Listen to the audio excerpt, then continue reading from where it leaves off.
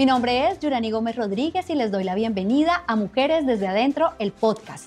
En cada episodio entrevistaremos a mujeres inspiradoras, quienes nos comparten sus luchas, triunfos y lecciones aprendidas en temas como salud mental, empoderamiento, la maternidad, la carrera profesional, las relaciones y mucho más. Los espero. Bienvenidos al segundo episodio de Mujeres desde Adentro, el podcast. Vamos a tener este mes entrevistas a mujeres periodistas, comunicadoras sociales, haciendo honor a nuestro mes de Día del Periodista. En nuestro segundo episodio, nuestra invitada del día de hoy es Olga Lucía Garzón Roa. Ella es periodista, para mí una de las mejores redactoras que conozco y que se ha desenvuelto en la fuente judicial, una fuente muy complicada. Ella trabajó en El Nuevo Día, en el Tolima 7 Días, RCN Radio, La Cariñosa, Ecos del Conveima, allí la hemos escuchado, en El Tiempo, El Espectador, Revista Semana, donde publicó unos artículos que hizo temblar a fuerzas militares, mamá, esposa y uno de los bellos seres humanos que me he encontrado en la vida, que han ayudado a construir a la mujer que soy hoy con sus reflexiones, y le doy la bienvenida y el agradecimiento por estar aquí en mi segundo episodio de podcast Mujeres desde Adentro. Olga, gracias por estar, bienvenida. Ay, gracias Yurani por la invitación. La verdad, pues fue para mí una sorpresa cuando me invitaste al programa, porque yo dije, bueno, por eso te pregunté, bueno, pues si puedo contribuir en algo, ¿no? Pues muchas gracias por tenerlo en cuenta. No, es que en el recorrido y el ejercicio que tú tienes de periodismo de inmersión, de periodismo de investigación, creo que a muchas de las generaciones que vienen le pueden construir y le pueden contribuir muchísimo lo que tú has venido haciendo. Pero empecemos entonces hablando de Olga Lucía, su familia, su esposo, que además es reportero gráfico y para muchos del gremio muy conocido. ¿Cómo es tu familia? ¿Cómo está conformada? ¿Es una familia grande? ¿Es una familia pequeña? Sí, es muy pequeñita. Es mi esposo, mi hijo, 22 añitos, y yo. Bueno, contamos dentro de la familia a mi perrito Pancho y a mi gatica, ¿no? Siempre son parte activa de esa familia. Sí, pero pues somos nosotros muy unidos, de verdad que somos un trío muy unido, nos llevamos muy bien, tenemos mucho respeto, dialogamos bastante, llegamos a muchos acuerdos. Para haber llegado como a un nivel así de una familia, considero que bonita, con respeto, con amor, dialogamos bastante. Y bueno, ahí vamos adelante, nos contamos todos. Te decía por fuera que queremos llamarnos una familia de Dios, vamos a la iglesia juntos, leemos la Biblia juntos, hacemos un altar familiar siempre que podemos. Y todos nosotros hoy en día lo basamos en Dios. Mi hijo hace parte de la banda de la iglesia, es líder de jóvenes. Y yo hoy comienzo un servicio en la iglesia, un servicio para el Señor en un barrio, en una comunidad, que también es lo que a mí me gusta, la comunidad. Sí, porque creo que el comunicador, esa es como una de sus mayores como trabajos, y es el servicio a la comunidad. Realmente lo que hacemos los comunicadores y los periodistas es brindar un servicio a la comunidad a través de la información, a través de la comunicación, y lo podemos hacer ahora desde diferentes escenarios. Pero hablemos entonces de la Olga Lucía, del colegio, cuando decides estudiar periodismo, ¿por qué periodismo y no otra profesión? Salí del colegio con FENALCO después de haber pasado por otros colegios. Bueno, es una constante de los comunicadores. Sí. ¿Por qué decidí estudiar periodismo? Bueno, lo primero, la verdad, yo no me había decidido. Yo quería ser psicóloga y yo creo que yo hubiera sido una buena psicóloga. Sí. O hubiera querido ser abogada y yo creo que también hubiera sido una buena abogada. Pero finalmente a mí me gustaba leer y mi papá me dijo, yo creo que usted puede ser una buena periodista. ¿Cuándo terminaste? Yo terminé de 18 años. mi papá me dijo, yo creo que usted puede ser una buena periodista, mija. Pues eso para mí fue como palabra sagrada, como una orden, Sí. y le dije, sí, sí, papá. Bueno, sí, pues también para elegir la profesión fue porque primero no tenía matemáticas, eso para mí sí, fue fundamental. Pero pues me gustaba siempre mucho la investigación, leer. Durante el bachillerato tal vez tuviste alguna aproximación a algo que tuviera que ver con comunicaciones de colegio, o sea, No, mira que no. radio, presentabas, algo, ¿no? No, mira que no. Pero, bueno, también quise ser profesora. Lo que sí me gustaba era mucho como enseñar, escribir. Entonces tenía un grupo de niños pequeños, más pequeños que yo, a los que yo como que les enseñaba, les escribía, les corregía, porque ha sido una de los aspectos del periodismo que más me gusta, es corregir. Siempre corregía a cualquiera y me corregía yo misma.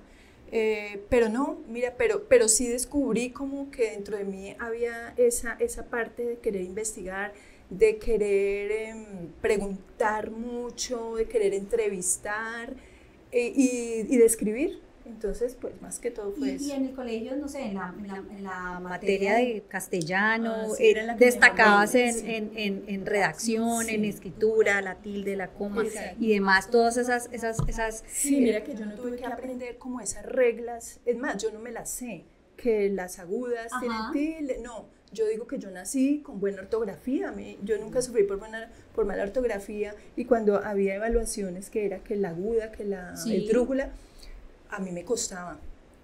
Yo simplemente ponía la puntuación y ya, yo nací con De buena modo puntuación natural. sí, exacto. Decides entonces estudiar periodismo, locución, en ese momento, ¿hacia dónde, comunicación social, hacia dónde te diriges? Bueno, yo ingresé a estudiar periodismo, yo creo que como la mayoría de personas que ingresan a estudiar periodismo, es que yo quería ser presentadora de un noticiero de televisión. Eso yo creo que lo soñamos en algunas conferencias. Es él como el referente Sí. de esa generación. No, y yo en algunas charlas que he dado en universidades, yo pregunto eso y todos dicen, quiero ser presentador, quiero ser presentadora. A mí me causa gracia eso. Pero mira que yo quería, pensaba ser jefe de redacción de un periódico precisamente porque me gusta corregir. Lo que yo pensaba de ser jefe de redacción era en corregir.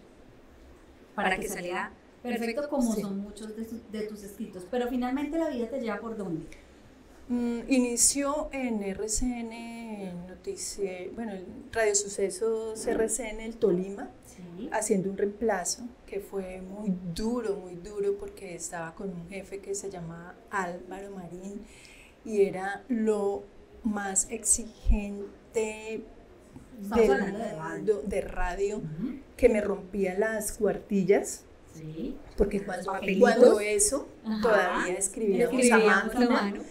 Y, O a máquina, sí, y sí, él me tenía hasta las 12, 1 de la mañana, me decía, hasta que usted no me entregue bien redactado, esto no se va. Y me las rompía y manoteaba así en el escritorio. Sí. Yo salía a la 1 de la mañana, cuando el señor ya estaba contento con la cuartilla, Dios mío, no sé dónde está ahora, pero fue demasiado duro porque era mi primer trabajo. Claro.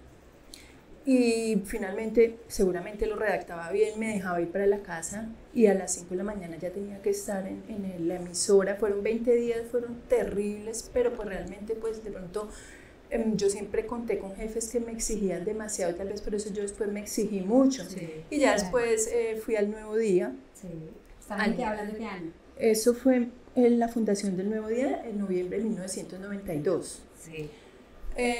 Y me encontré con otro jefe de redacción que se llama Hernando Salazar, y ese señor era así igualito al otro, que nos hacía temblar a todos, que se sentaba. Dios mío. ¿Con quiénes compartiste sala de redacción en el Nuevo Día? Estaba Marta Miriam Páez, Ajá.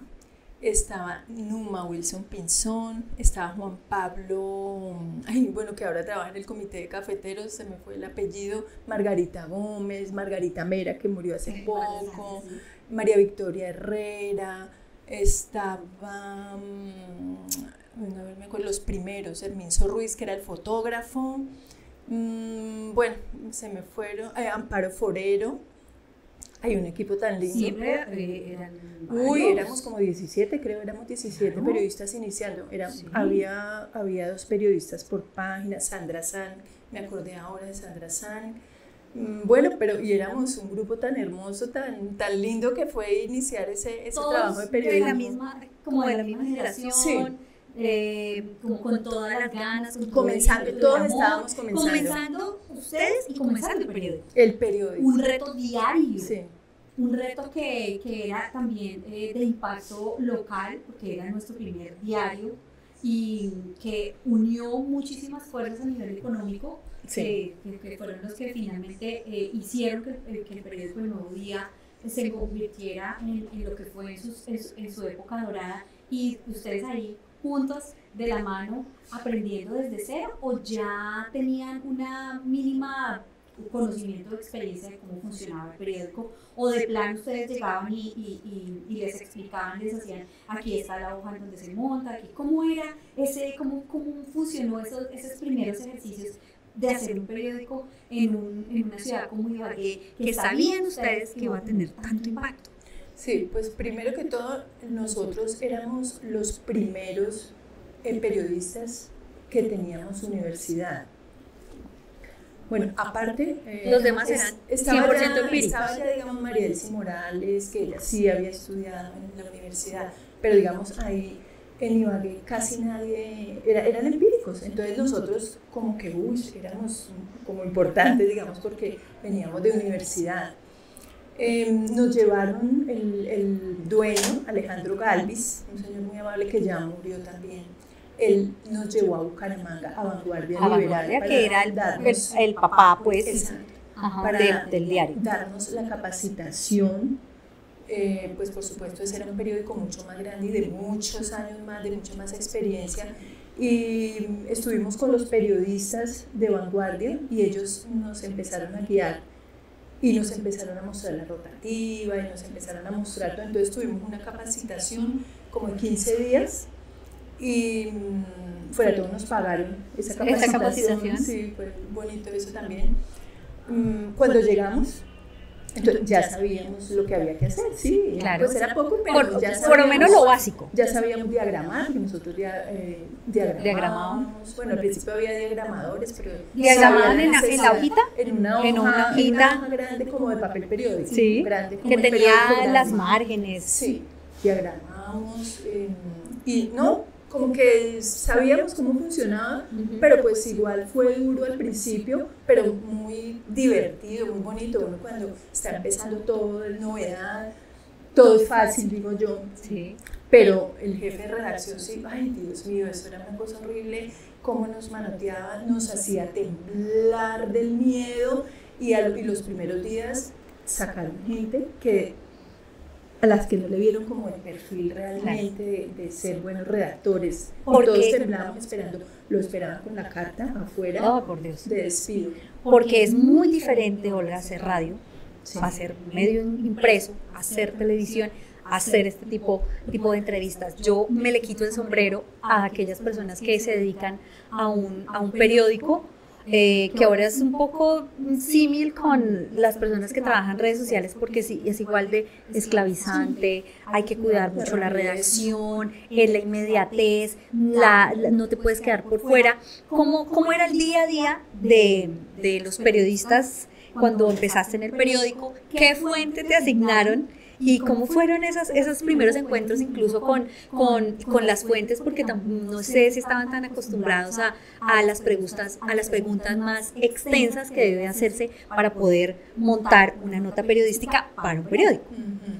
Los primeros días, ¿cómo fueron? Bueno, pues todos teníamos, a mí me asignaron, cuando me hicieron la entrevista primero, yo pedí política, porque me parecía que política me llamaba mucho la atención, pero don Alejandro me dijo que no. Me dijo, no, yo se la veo más en comunidad, en la página local. Entonces me dejaron alcaldía y comunidad. Éramos 2 en local, entonces a mí me asignaron ya más comunidad. Y la otra persona, que era Luma Wilson, hacía alcaldía. No, llegamos por la mañana, hacíamos nuestro ¿A qué horas entraban? A las 9 de la mañana, pero yo siempre estaba a las 8 ¿Por qué salían?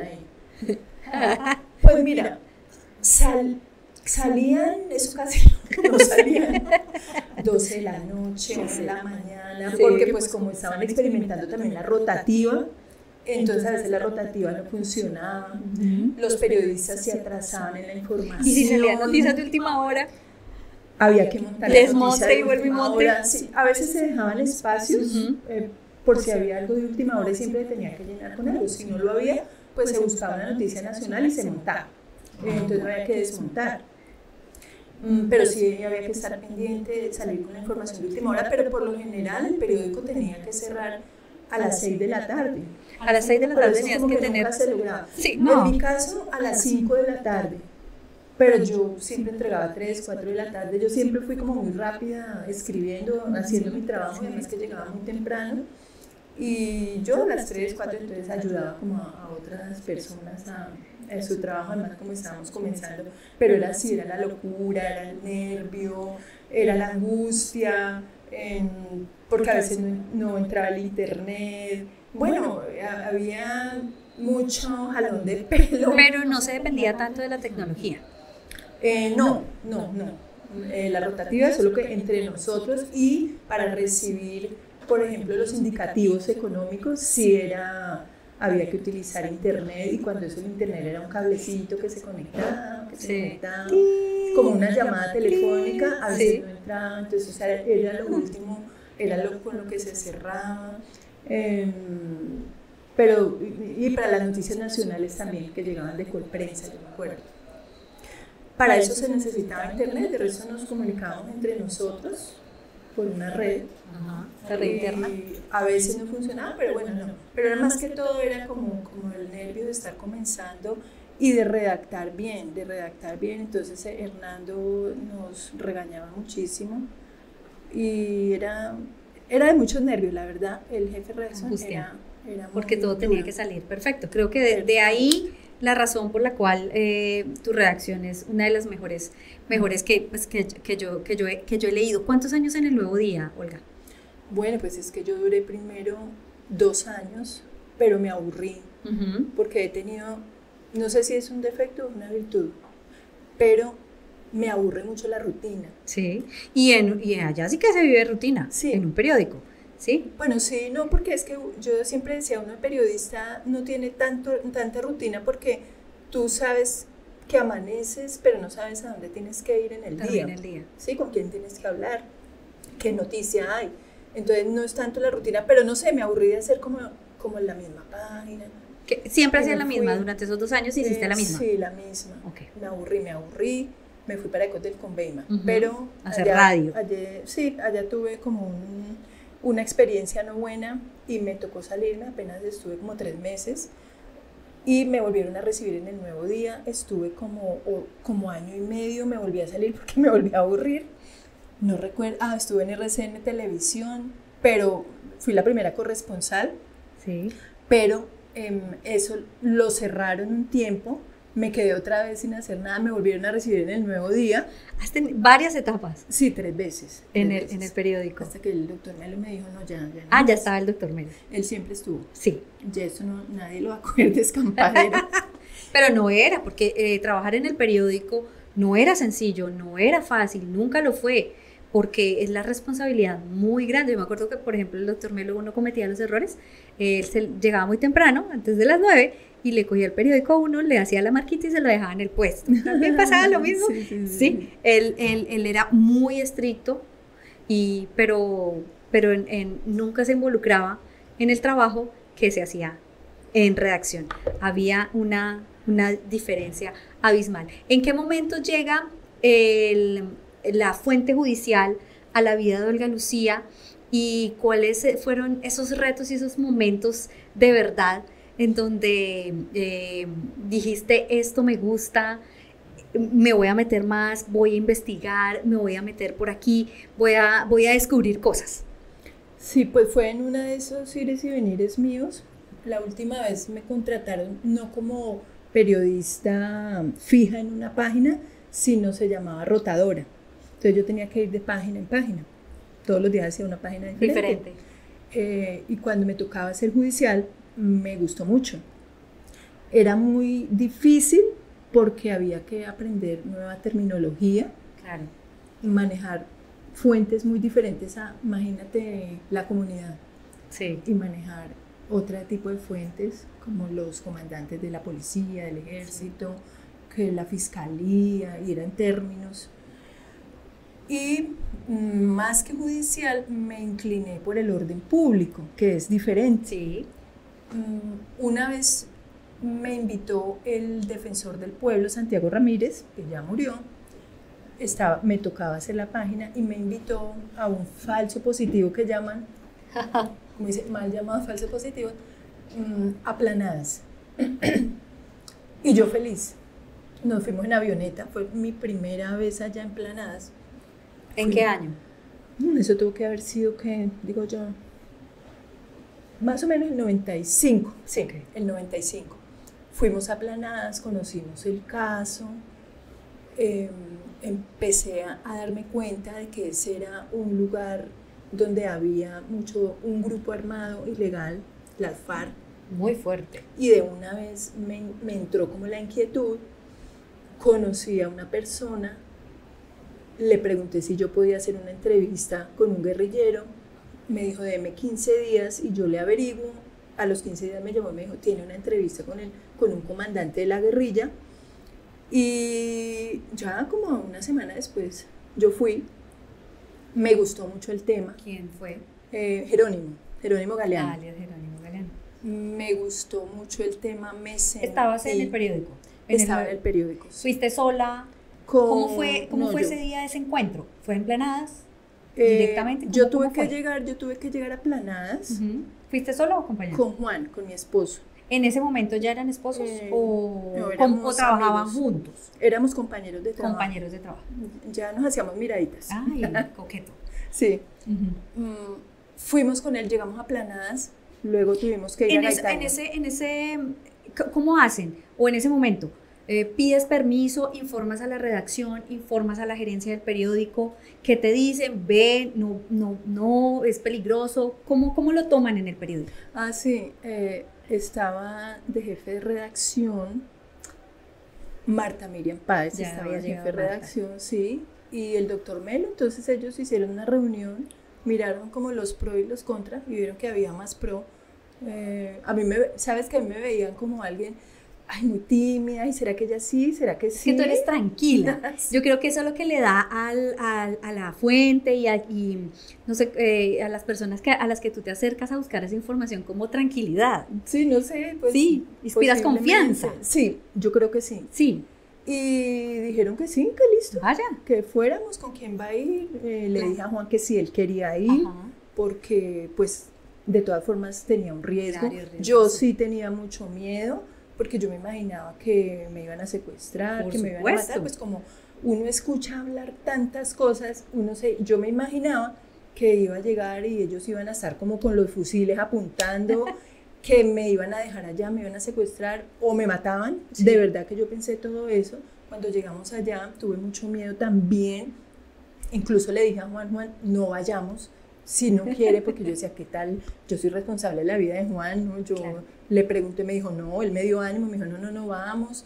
Nos montamos en el carro de ¿Sabías noche. desde un comienzo que era con él? No, ¿No? no. a mí Solo me cuando ya dijeron- llegaron.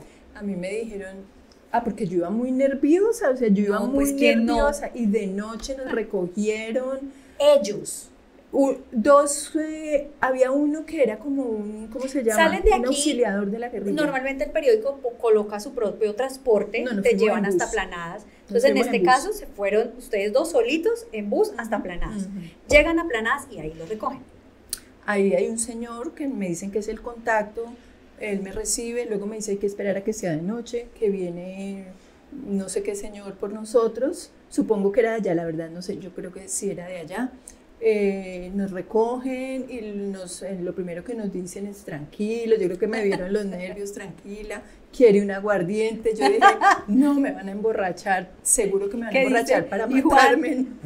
Porque Juan- Juan es también muy tranquilo. Sí, él me dice, él después me contó porque él iba en la parte de atrás, a mí me pusieron adelante. Claro. Y él iba, yo me acuerdo mucho, sí, con la maleta y así como abrazado, así como... a la cámara. Sí, como quien dice, ay Dios mío, yo creo que él iba orando. Y él me dice que sí, que él también iba muy asustado. Él recibió un aguardiente, yo no quería recibir porque en serio que yo me imaginaba que me iban a emborrachar. ¿Quién sabe qué traía esa aguardiente?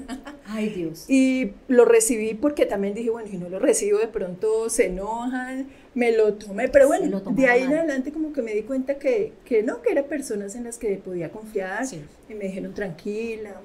Tú investigas, no sabía quién era. No o sea, realmente ibas a conocer, ¿qué buscabas al contactarte con alguien de las FARC?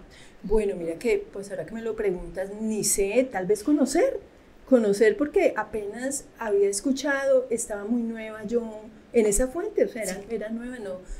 Tal vez yo ni siquiera me había interesado mucho por conocer el conflicto en el país, no sé, yo fui tal vez así como dicen a la topa tolondra a ver qué se encontraba. Pienso que sí ¿Y qué te encontraste? Bueno, pues recuerdo que, llegamos primero a una vereda, La Esmeralda, y ahí había como un baile a la madrugada. Caramba. Por ahí me sacaba, sé que había un guerrillero, me sacó a bailar, yo casi me muero, pero me tocó bailar con él. ¿Cómo estaban? ¿Con uniforme? No, ellos civiles todos? Estaba de civil. Salimos a la madrugada a las 5 de la mañana otra vez, yo no dormí esa noche, Juan no durmió tampoco, había mucho frío, y empezamos a subimos 4 horas de montaña. Wow. Y mientras yo iba, mira, a mí el corazón se me salía de la angustia. Cuando ya llegamos, que ya vamos a llegar, me tiré, me acuerdo que me tiré en un pastel y dije, Dios mío, ayúdame. En esa salió un ¿Cómo guerrillero. iban vestidos? ¿Les dijeron cómo podían ir vestidos? ¿O? Normal, sí. Botas. En jean, ¿sí? En sudadera, algo así iba yo. Y el primero que vi, recuerdo que fue un guerrillero que se llamaba Gonzalo, se llamaba porque él murió. Y salió y me dijo, compañera, bienvenida, siga que allí la están esperando. Yo estaba roja. ¿Llegaste a un campamento? No, ¿A un caserío? No había un campamento, era un lugar. Okay. Sí había una carpa, pero una sola carpa. Ese día yo vi muy poquitos guerrilleros ese día, que era el comandante. Cuando llegué, Juan ya había llegado, Juan se me había adelantado un poco, primero. Porque yo estaba en el pasto descansando, orando horrible. Pero esas 4 horas... Caminando, subiendo. No en el jeep, ya no. Dejan en la fiesta, esperan a las 5 y arrancan a pie 4 horas. Sí, 4 horas caminando, subiendo montaña. Y no, con razón que nadie encuentra a esta gente por acá. O sea, son lugares muy escondidos, boscosos. Sí. Y cuando llegué, estaba Jerónimo ahí, ojos verdes, sonrisa que se destacaba, unos dientes blancos y muy simpático. Nada de lo que yo me había imaginado, nada, muy amable. Me recibió con un chiste, muy agradable el señor, muy agradable. Sí, él estaba vestido con un camuflado y ya nos pusimos a conversar, nos trajeron limonada. ¿Te lo presentaron o directamente entraste y él se presentó? Él se presentó. Dijo, mucho gusto. Exacto. Jerónimo, siéntese. Y ya empezamos como a conversamos como de cosas personales primero, y que calor, y que si muy duro el viaje, que si quieren tomar algo. ¿Ya se habían pasado los nervios o estaban a tope? No, a mí me pasaron inmediatamente que yo estuve enfrente de él, porque me dio muchísima confianza, mucha confianza, una persona muy agradable él, pues digamos entre comillas, hay gente que puede molestar cuando yo digo que él era muy agradable, pero pues era muy agradable. ¿Quién era? No puedo negarlo. Alias Jerónimo. Él era un guerrillero del Valle del Cauca. Había estado en el 6º Frente de las FARC y hacía muy poco tiempo había llegado con una misión al sur del Tolima. ¿Cuál era la misión? Era construir precisamente como la comunidad de ellos, como su gente, porque había mucha queja. Precisamente yo había estado en Planadas porque había mucha queja de la comunidad con respecto al ejército y a la policía, ¿cierto? La gente realmente era maltratada o abusada por la fuerza pública, por el ejército, por la policía. No todos, obviamente, pero había unos que se salían de su oficio, de su poder. Y había violaciones, había maltrato, humillación, bueno, había muchas cosas. Entonces Jerónimo supuestamente había llegado como a mejorar eso. A poner orden, Sí, decían en exacto, muchos casos ellos. Exacto. O en la zona rural utilizan mucho ese término. Sí, sí, y realmente la gente, o sea, era, digamos, de las primeras cosas que me sorprendieron a mí, es mirar cómo la gente estaba agradecida por la llegada de él, porque las cosas habían empezado a mejorar. Repito, a veces es triste y molesto para personas que escuchen eso, pero era la realidad de lo que ocurría en esas zonas rurales. Así era y así lo tengo que decir. Así lo viviste. Yo no lo puedo esconder. Sí, así lo viviste. Sí. ¿Cuánto tiempo de entrevista? Uy, fueron como 4 horas hablando con él. Yo llené como 2, cuando hizo los cassettes, como 3 cassettes hablando, preguntándole de todo. Le pregunté de todo. No sé de dónde me salieron las preguntas, porque como te digo, como que yo no tenía mucha conciencia todavía del país, del orden público en el país. Buen conversador, entonces eso facilita la interacción. Eso me daba pie para hacerle otras preguntas. Y Juan creo que me soplaba algunas preguntas, me decía, preguntémosle de esto. Entonces, y yo fui como entendiendo, sí, como que a medida yo fui como entendiendo más o menos. Y ahí hice 2 entregas de esa entrevista, yo me acuerdo. ¿Cómo recibió regresan, sanos y salvos? Sí. ¿Cómo fueron esas 2 entregas de esa entrevista? ¿Cómo la recibió el público? Y cómo decides también tú entregar la información, porque sentiste de alguna manera como una afinidad a ciertas cosas de las que ellos estaban haciendo en ese momento frente a lo que eran las denuncias de la comunidad, pero sin duda aquí en la ciudad pues siempre hay un momento. ¿Cómo fue esa primera entrega? Primero dijimos que la entrevista no iba a llevar crédito, o sea, ¿quién la escribió? No se sabe quién. ¿Quién tomó las fotos? Bien, no se sabe quién.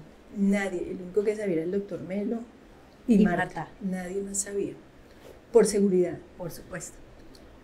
Pero ese día, cuando salió la primera entrega, llegaron una mano de políticos al periódico a preguntar. ¿Cómo llegó? ¿Cómo fue? Que y el peligro y no se debió darle periódico a un jefe guerrillero. Bueno, el doctor Melo siempre me apoyó mucho, muy bello, y no, él me felicitó, que le había gustado, que listo, qué ánimo. ¿Guardas esos periódicos? Sí, yo debo tener yo los tengo guardados, Y no, pues felices. La segunda entrega, yo no me acuerdo, me parece que es la segunda entrega, ya pusimos mi nombre, porque me fue tan bien que yo quería que la gente supiera que era yo la que había entrevistado. Además que creo yo que yo fui la persona que dio a conocer como a esa guerrilla aquí en el Tolima, porque nadie iba a lo que yo te dije un día, me gustaba hacer como la diferencia siempre, y yo empecé así, entonces ya... Yo no sé si fue ahí o fue otra entrevista que hice con niños de la guerrilla que ya puse mi nombre, no recuerdo bien. Pero pues sí, eso fue ofensivo para muchas personas. Para un sector de la sociedad. No, y para el ejército, para la policía, tremendo. Y te convertiste, entre comillas, en esa voz del otro lado, ¿sí? Porque ya te voy a preguntar, en tu haber, ¿qué otras entrevistas de ese nivel hiciste en tu recorrido periodístico y los impactos que tuvieron algunos como los escándalos de desmanes de las fuerzas militares aquí nomás en el batallón de entrenamiento y reentrenamiento de la Sexta Brigada? En Tolemaida. En Tolemaida. hagamos como un resumen, pues, de los más grandes investigaciones y entrevistas de esos lados que para algunos sectores había que mantenerlo en silencio. Sí. Bueno, pues lo que tú dices que yo me convertí como en la voz de ellos, bueno, pues digamos que sí. Porque nadie lo había hecho de esa manera, como lo que ver pasa su es lado. Sí, lo que pasa es que hay personas, muchas personas, especialmente colegas, que me lo decían, pero de manera crítica, Sí. ¿no? Como usted le está dando Bombo voz a y ellos, voz. o sea, es que usted es periodista de la guerrilla, como comentarios así. Pero ellos después me pedían que los llevara porque querían hacer lo mismo, ¿cierto? Pero pues yo me gané ese espacio, Sí. yo me lo gané yo, como tú dijiste al principio, me gané la confianza de ellos, pero no solamente de ellos. Mira, yo en un solo día, una vez estuve con los guerrilleros y a las 2 horas estaba con un grupo de paramilitares. Bueno, fue al contrario, primero con los paramilitares y paré con el grupo guerrillero a preguntar de lo que me había dicho el paramilitar. Confrontando fuentes. Exacto. Y me dice, pero ¿usted cómo hizo? Yo dije, no, o sea, yo le conté al paramilitar que yo iba para allá. Pero pues, ¿usted cómo hizo eso? ¿Cómo conseguían los teléfonos? ¿Cómo conseguían las fuentes? ¿Cómo hacías para llegar a ellos? No, mira. ¿O te llegaban? No. ¿Te buscaban? Por ejemplo, para entrevistar a un comandante paramilitar el alias era Urabá, yo estaba en RCN Televisión y yo dije, tengo una entrevista con el comandante Urabá, es en Puerto Saldaña. ¿Ya la tiene? Sí, ya la tengo, pero era mentira. Yo no tenía ninguna entrevista. Ajá. Yo me fui, llegué al pueblo y pregunté dónde podía conseguir al comandante Urabá. Yo no tenía cita, yo no sabía cómo conseguirlo. Además que en Puerto Saldaña sí la gente tenía mucho miedo de dar información. Es caliente en todos los sentidos. Y sí, y alguien me dijo, él está allí nomás, espere, voy y le pregunto. Yo no sé, yo contaba como con suerte en eso. Yo contaba como con suerte. Y ángeles que la cuidaban. Me salían las cosas. Me llama, le dijeron que había una periodista que quería entrevistarlo y me mandó llamar y sí, yo fui, lo entrevisté. Pues salió en RCN de primicia. Imagínate. Después entrevisté a un señor que le decían Terraspo, el cirujano, que era un paramilitar, pero re peligroso. Hice exactamente lo mismo, dije que tenía cita con él, fui a Puerto Saldaña, pregunté dónde lo podía encontrar, me dijeron, no, él está allá haciendo un retén. Me fui para allá y allá lo entrevisté para Caracol Televisión y para El Tiempo escribí una nota también sobre él. Entonces, como que me daban las cosas. Sí. Y a la guerrilla, bueno, la primera vez fue como te dije, a través de este un contacto. intermediario, sí. Que me hizo el contacto, pero anteriormente a eso había yo estado en Gaitania preguntando cómo podía, dónde podía yo encontrar a la guerrilla, dónde podía. Y yo, mi esposo, bueno, el que hoy en día es mi esposo, me decía, ay, eso es peligroso. Yo decía, sí, no, sí. Pero siempre acompañándote, haciéndote ahí la segunda. Sí, siempre. Él siempre. Sí. Y así era que yo conseguí, o sea, yo no, ya después sí tuve contactos, ya me llamaban. Eso te iba a decir, ya después te volviste, pues no popular, pero sí conocida, y ya te buscaban, te llamaban a tu teléfono, ¿cómo te contactaban? No, a través de alguna persona, ellos se cuidaban mucho del teléfono, nunca recibí una llamada así, oiga, ¿qué hubo? Sí, ¿qué hubo, Lucía? Sí, no. Como de pronto a alguna gente se le ocurrió en algún momento. Sí, no. Era a través de una persona, otra persona, había muchas personas, entonces me mandaban a llamar. Por lo general nunca me mandaban a llamar, la verdad, yo buscaba la oportunidad de hacerlo. Dígale que es que yo quiero entrevistar a niños de la guerrilla, que si me dejan. Bueno, yo le pregunto, pero allá me llaman, sí, que venga, que no sé qué, que la espera tal día. Entonces yo iba. Ese es uno de los reportajes fuertes. Sí. ¿En qué medio se hizo de los público? niños fue en El Nuevo Día, ese sí estuvo firmado, también hice como 2 entregas. Y también hice uno para RCN, pero ese no lo publicaron, recuerdo que no lo publicaron. ¿Muy fuerte? No sé por qué no lo publicaron. Pienso que lo que pasa es que los niños contaban por qué se habían ido a la guerrilla y era porque les gustaba la mayoría. Claro. Entonces eso no podía salir, supongo que no quedaba muy bien. Y yo hoy en día lo pienso y digo, sí, tal vez no supe manejar esa información. No era. Tal vez no era bueno, pero pues también lo que digo, era real. Así era, a ellos les gustaba. A muchos, ¿no? Pues no ¿Estamos a todos. hablando de qué año ese reportaje? Tuvo que haber sido 96, 97, más o menos. cuando llegan las entrevistas de estos escándalos en las fuerzas militares? ¿Qué años padecí uno con dolor? Sí. Claro, con el coronel Prieto en su momento, de los últimos que también fue fuerte. Con mucho cariño y mucho respeto. Finalmente es tu trabajo, es tu investigación, no tienes que ser muy consciente. Cuando se cometen errores, pues hay que salir a dar la cara. En el Bitter, los desmanes, en los entrenamientos, ¿cómo llegas a esas historias? Bueno, la primera, eso fue para la revista Semana, sí, por una señora que iba a mi casa a lavar, bueno, a hacer el oficio. Sí. Y ella me contó muy desprevenidamente que el hijo estaba, creo que era en Tolemaida, ya no recuerdo bien, y el hijo le había contado que los soldados, los comandantes les pegaban, y había unos amigos de él con muchos morados en las piernas. A él mismo creo que le habían pegado. ¿Prestando el servicio militar o eran soldados? O eran soldados. Eran soldados, sí. Y yo, claro, de una vez el olfato se ponía a trabajar, sí. Entonces yo, uy, ¿cómo así? No tiene fotos, no sé qué es. Sí, él me mandó unas fotos y la señora nunca me imaginó. Pues sí, yo envié esas fotos a la revista Semana y ellos empezaron a investigar por su cuenta también, y a Semana llegaron otras informaciones. Otras denuncias. Así que fue como en conjunto. Entonces eso fue el súper escándalo. Sí, señor. Fue el súper escándalo. ¿Cómo tituló? ¿Recuerdas? No, la verdad no me acuerdo, pero eso fue un escándalo internacional. Sí, señor. Donde pues, digamos que el crédito se lo llevó la revista Semana. Sí. No yo, pero pues la gente sabía que yo era la corresponsal de la revista Semana. Y pues la gente creía que yo había hecho todo, o sea, todas las denuncias.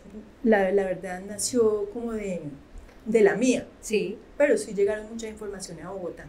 Y eso fue tremendo, eso hubo instituciones, eso fue todo. La del coronel Prieto. Y digo, yo era bastante allegada al coronel, tú sabes. Sí. En ese momento yo tenía mucha estimación la jefe de prensa y de la coronel Liga. Me tenía mucha confianza y me daba bastantes informaciones, primicias, y a mí me tocó decidir. Yo creo que no lo pensé mucho en dar esa información que lo perjudicaba a él, pero yo siempre tuve claro que la información era primero y pues él tenía que comprenderlo. Y yo boté la información que era de unos soldados que habían encontrado una huaca, lo que no recuerdo es dónde, y ya se me olvidó. En una incursión, sí, se encontraron unos elementos de un guerrillero. Sí, era una huaca millonaria, y ellos se apropiaron del dinero. Del dinero, de joyas, de otras cosas. ¿Cómo te llega esa información? Hubo un anillo, recuerdo. No, hubo muchos en la cárcel.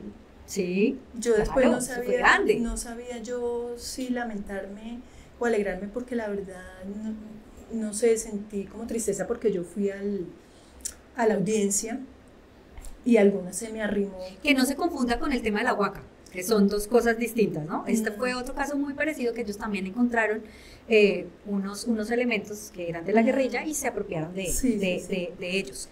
¿Cómo llega esa información? También en esa cercanía, alguien te busca, alguien eso fue te en la cuenta. Fiscalía. Una fuente muy buena que yo tenía en la fiscalía. Él me llamó y me mostró todo el informe, me dio absolutamente todo. Acceso. Y empezaste a buscar, entrevistar, a ver qué más había. Él me facilitó todo porque yo pude entrevistar a mucha gente. Yo pude entrevistar, obtuve nombres de todo. ¿Cuánto tiempo es investigación? No, yo creo que un mes más o menos la tuvimos ahí como...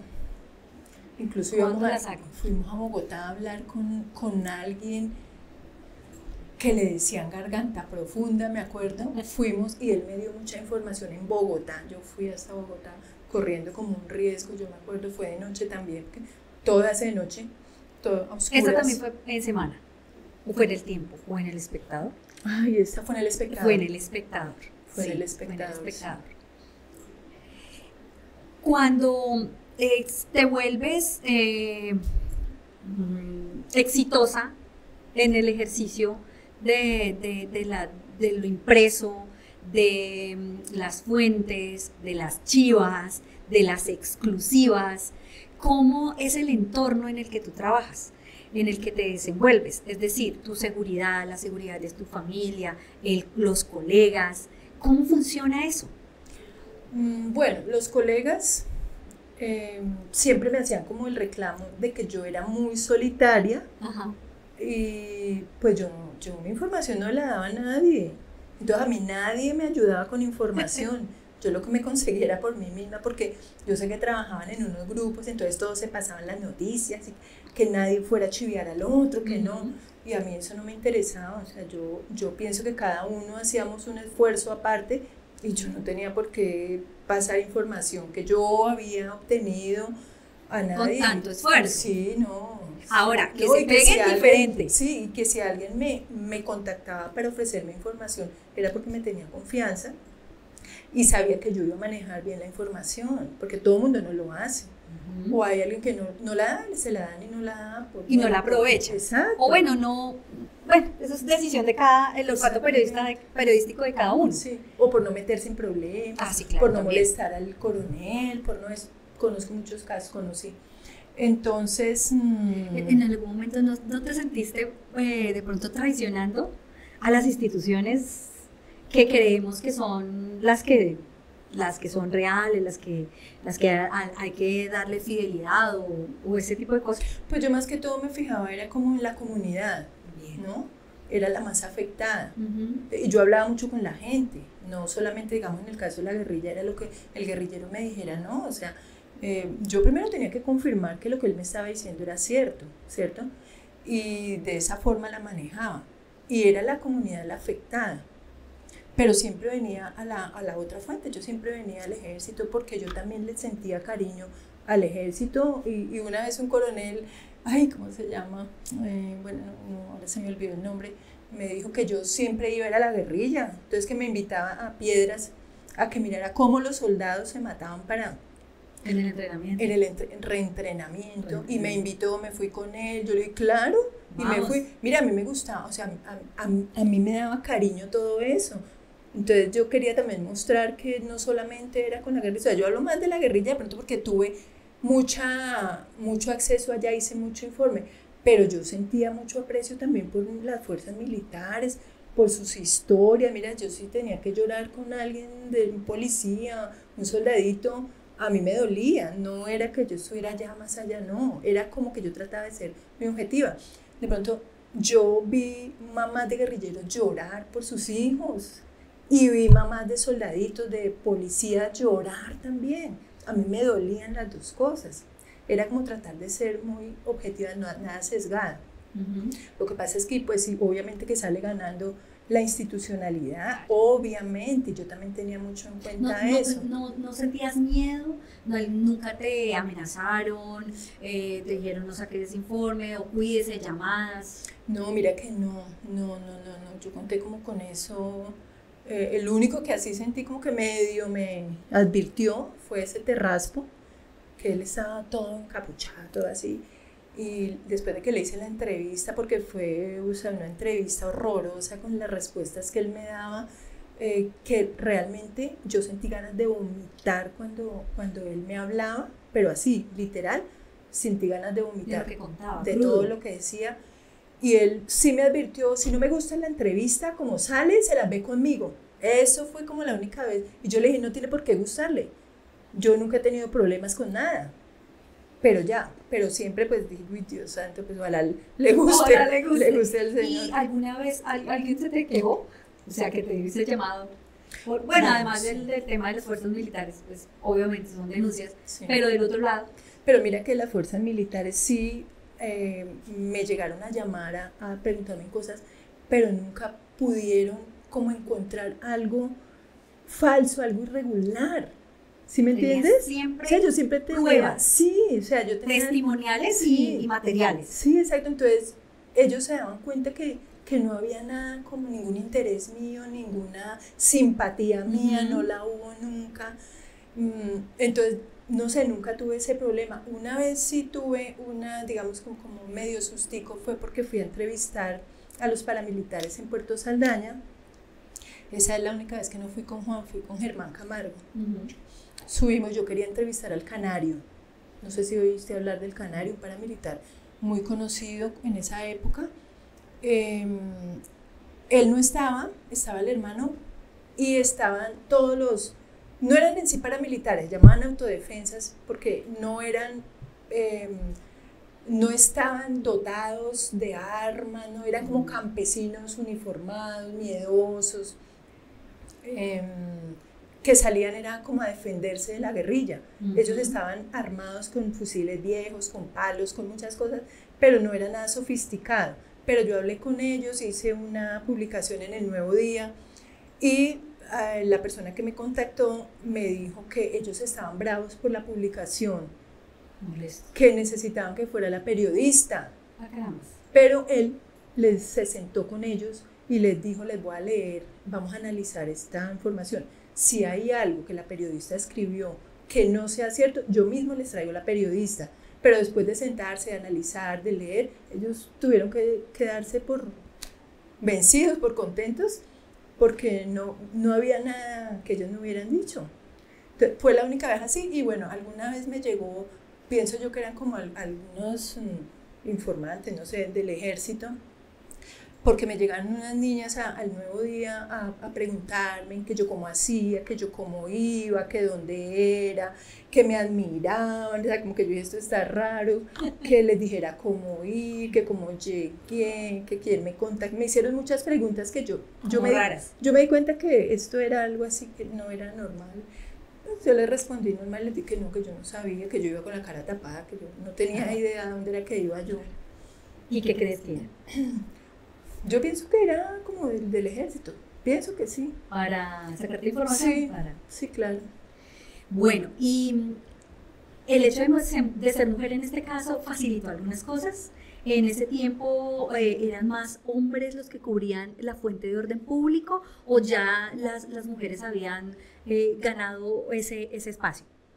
Pues si me preguntas por Ibagué, sí, por Ibagué, pues yo creo que nadie cubría eso. Entonces yo fui la primera. Pionera. Sí. O sea, se cubría de pronto con la información que se daba en las instituciones. Ajá, los boletines de prensa y lo que salía ahí. Pero no iban a los lugares. No, periodismo de inversión. Sí. Entonces, porque estábamos, bueno, ya María Elsie Morales estaba, yo me acuerdo que ella, había otras periodistas, pero mujeres así, y hablábamos con María Elsie una vez, ella y yo creo que hicimos mucho. A veces Sandra Rincón. Sí, Sandra. Sí, Sandra Rincón también hizo. En mi época, Adriana Montealegre también cubrió algunas cosas de orden público, sí. Ya las audiencias, y permitían, sí, otras cosas que vinieron sucediendo como consecuencia de. Como más judicial, sí.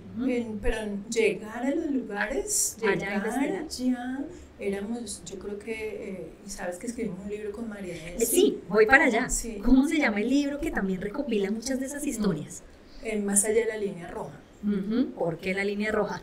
Porque la línea roja es como en este tema de orden público, se dice que es una línea que limita la llegada de los periodistas a ciertos lugares. Sí. ¿Cierto? O sea, de esa línea no nos podemos pasar. Y nosotras fuimos más allá, nosotros sí nos pasábamos. Entonces, por eso aunque el nombre lo puso María Elsie. Sí. ¿En qué años publican el libro? ¿Qué contiene?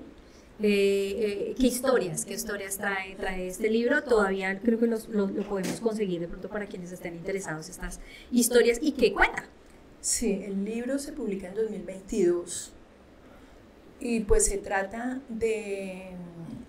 Contamos las historias, pero desde nuestra perspectiva, o sea, no es la noticia, sino que contamos, o sea, cómo hice yo para llegar allá. El detrás de cámaras. El detrás de cámaras, tal cual. Es eso, cómo hicimos, porque nadie se imagina, mira, tú publicas una noticia, una nota, y nadie se imagina todo lo que uno tuvo que vivir para poder escribir esa paginita. Una cuartilla. Exacto, nadie se imagina todo el trabajo, todo lo que uno puede pasar, el peligro, la sed, el hambre, la carretera, bueno, las personas que conoces, son detalles que nadie sabe lo que uno pasó. Entonces, eso es lo que ¿Cuántas historias? Ahí. Bueno, yo en el libro tengo como unas 50 historias. Las conté, pero ya se me olvidaron, pero son hartas historias. Son como unas 50 historias. Entre las dos. No, en total, o solo tuyas. Las mías. O sea que en total, ¿cuántas historias podemos ver? Yo creo que unas 100 historias. Maravilloso. Sí. Que ayudan seguramente a hacer catarsis de muchas cosas y dejar como ahí plasmado y historias irrepetibles, Sí. y que a muchas de estas nuevas generaciones de periodistas les puede servir y les puede interesar. Dejas por cosas de la vida, por madurez, por decisión, dejas el cubrimiento de orden público y te dedicas a otras cosas. Aparecen algo en redes sociales, muy parecido a lo que es tu personalidad y lo que haces, y qué estás haciendo actualmente frente a este ejercicio periodístico. Bueno, ahorita estoy como retirada porque, no sé, no dejando atrás como, o no queriendo ser falta de humildad, pero pienso que ya no hay como medios, por lo menos aquí. O sea, me disculpan los medios. Hay muchos, en los que uno pero pocos como con profundidad. Sí, como en los que uno pueda hacer lo que a mí me gusta hacer. ¿Por qué? Porque no hay presupuesto, porque ya todo llega hecho, las fotos, los videos, las entrevistas. Entonces el periodista me da la impresión de que no puede hacer mucho, ¿cierto? Y el que quiere ir, entonces le niegan el presupuesto. No, es que no hay, para eso nos mandan. Entonces yo para eso no sirvo. Y el espectador salí porque la pandemia acabó con las corresponsalías. Entonces no hubo más corresponsalías, que era de pronto donde uno podía hacer su mejor desempeño. Pero de todas formas, mira que como que llegó un momento en que ya yo sentía como que yo ya no tengo nada nuevo que contar. Yo ya escribí esto, ya escribí esto. Era cambiar los nombres de los lugares, y era lo mismo. Y como te dije al principio, sí, se repiten las historias. Como que la rutina. Entonces, sí, iniciamos con el 07, sí, era el 007, sí, el 007, pero como hobby. Pero hicimos muchas cosas y yo ganamos muchos seguidores, hasta que alguien algún día me dijo, ustedes pueden ganar con eso, porque lo hacíamos, era como un hobby, con Juan. Sí. Ustedes pueden ganar con eso, pero mira que no, o sea, nunca lo hice porque no soy vendedora. No, hasta que me hackearon la página. Nunca la pude recuperar.